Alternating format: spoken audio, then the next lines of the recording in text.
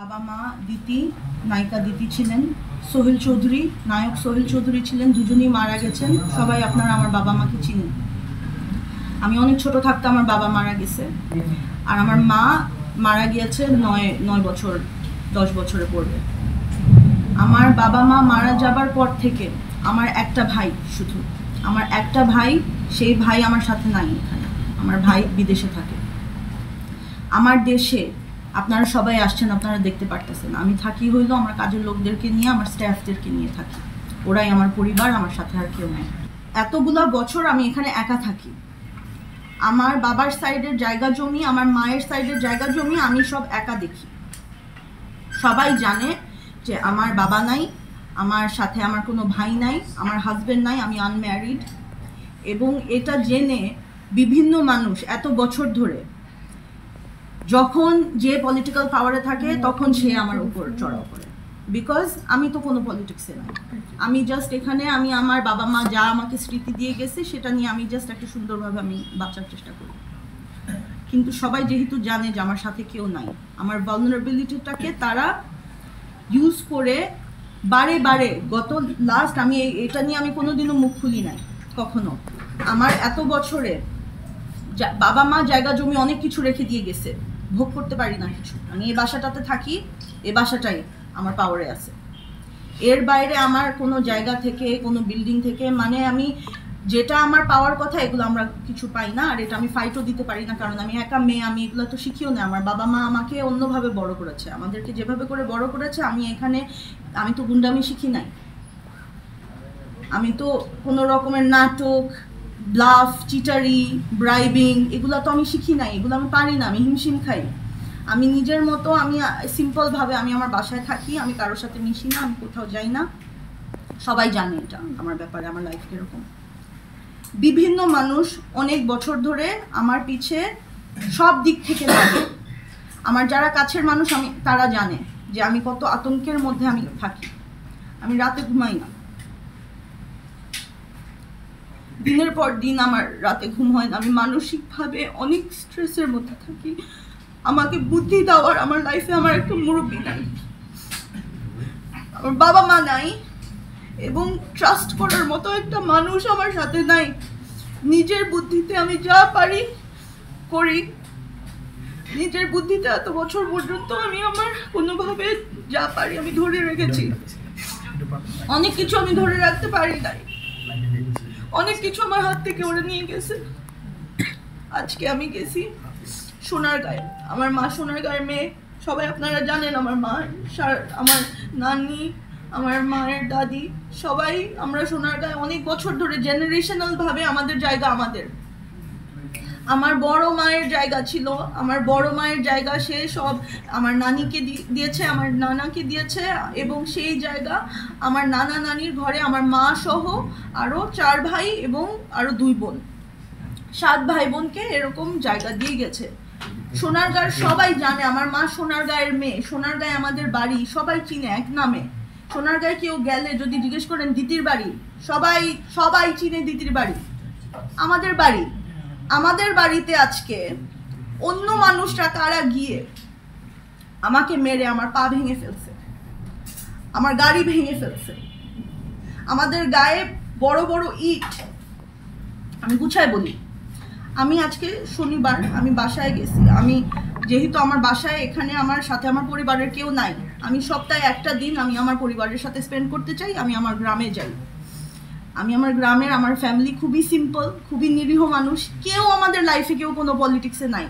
যদি পলিটিক্সে থাকতো বা হয়তো যদি এরকম কিছুতে থাকতো, তাহলে সবাই অনেক বড় বড় জায়গায় পজিশনে থাকতো। আমার ফ্যামিলি গিয়ে দেখেন খুবই বাজে অবস্থায় থাকে, খুবই সিম্পল লাইফ ওদের বাবা মারা, আমার মাও কিছু ওদেরকে এমন কিছু করে যেতে দেয় নাই। ওরা জাস্ট ওদের ফ্যামিলি, ওরা যেটা পৈতৃক সম্পত্তি পেয়েছে সেটাতেই ওরা একদম সিম্পল নর্মাল লাইফ লিড করে। এটা যেই সোনারগাঁয়ে যাবে জানে এদের মধ্যে কোনো শোষা নাই, কোনো করাপশন নাই। আমার ফ্যামিলি এরকম মানুষ না। আমার মাকে আপনারা সবাই চিনেন, আমার মাকে অনেক বছর ধরে সবাই চিনেন। আমার মায়ের ক্যারেক্টার কিরকম ছিল, আমার ফ্যামিলি এরকম, আমাদেরকে এরকম করে বড় করছে। আমরা এগুলা করতে পারি না, আমরা গুন্ডামি করতে পারি না, মিথ্যা এগুলা মানুষকে এগুলা আমরা করতে পারি না।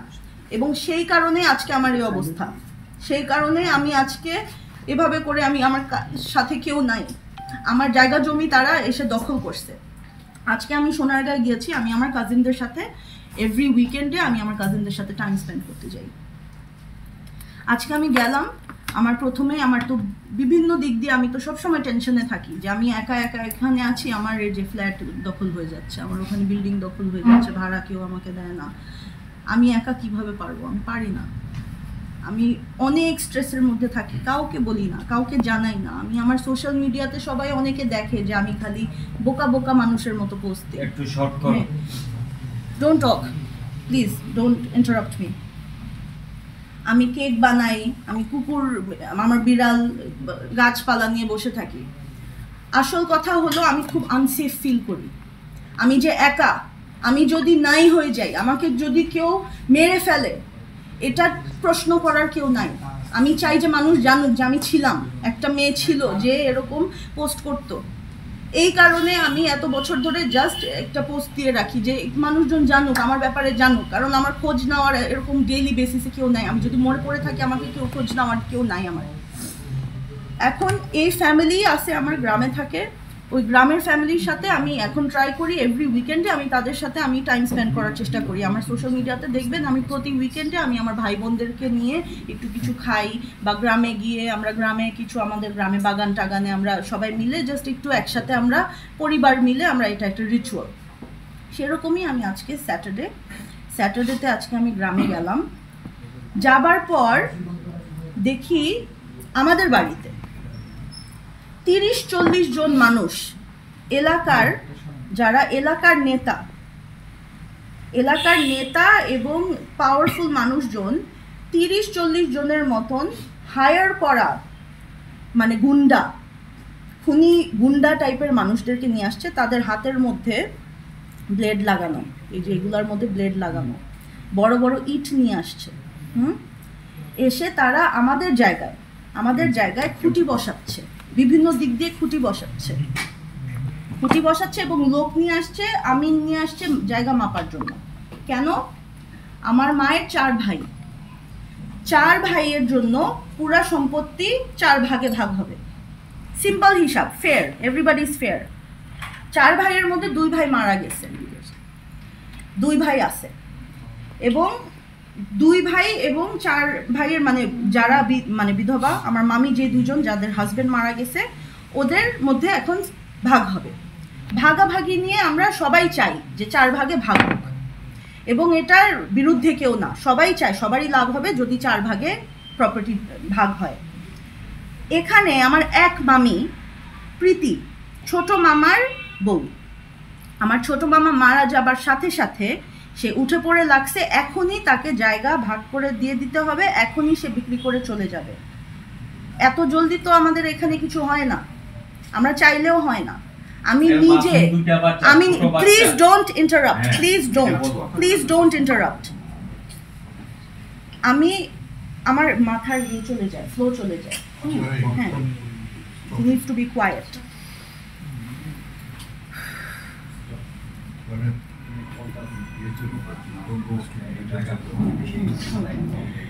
এখন এই মামি সে জোর জবরদস্তি সে ভাগ করতে চায়, আমরাও ভাগ করতে চাই, কিন্তু সে আমাদের বিরুদ্ধে যেসব নোংরামি করে, ওই নোংরামিগুলা করে করে সে আমাদের please somebody take him away, he's ruining, I cannot concentrate. ওই মহিলা এলাকার সব ধরনের গুন্ডা, পলিটিক্যাল লিডার, এদের সাথে গিয়ে সে অ্যালায়েন্স করেছে, কিভাবে করে খারাপ ওয়েতে সে অ্যালায়েন্স করেছে আই ডোন্ট নো। এই মানুষগুলা তাকে হেল্প করছে এবং সে সব জায়গায় গিয়ে দেখায় যে আমি হইলাম বিধবা, আমি হইলাম নির্যাতিত, আমার বাচ্চাদেরকে এই করছে ওই করছে, অথচ সে কিন্তু নিজের বাসায় আছে, সে নিজের সম্পত্তির ওর দখলে আছে, ওর জায়গা আছে, এবং everybody wants to separate it with her. তার সাথে আমাদের কারো কোনো সমস্যা নাই, অথচ সে আমার মরা মাকে নিয়ে যেসব ধরনের নিউজ এত বছর ধরে করে আসছে। আপনারা কতজন আজকে চলে আসছেন, আমি কি পারতাম না এত বছরে কতবার আমি তার বিরুদ্ধে কি আমি খারাপ নিউজ করতে পারতাম না? আমরা করি নাই, বিকজ আমরা এরকম না, আমরা এরকম ছোট লোক না। ও বিভিন্ন রকমের আমার মাকে, আমার ফ্যামিলিকে, আমাকে, আমাদের সবাইকে বিভিন্নভাবে, মানে এটা হলো জাস্ট জোর জবরদস্তি, ব্ল্যাকমেল করে কোনোভাবে যাতে সে তাকে, তার পোর্শনও না, সে আরও চায়, সে আমাদের সবার পোর্শন চায়, বিকজ ও বুঝে গেছে যে আমার মামারা, আমার মা ছাড়া, আমার মা মারা যাওয়ার পর আমার মাই ছিল। খবরের কাগজ, নিখাদ, নির্ভীক, নিরপেক্ষ।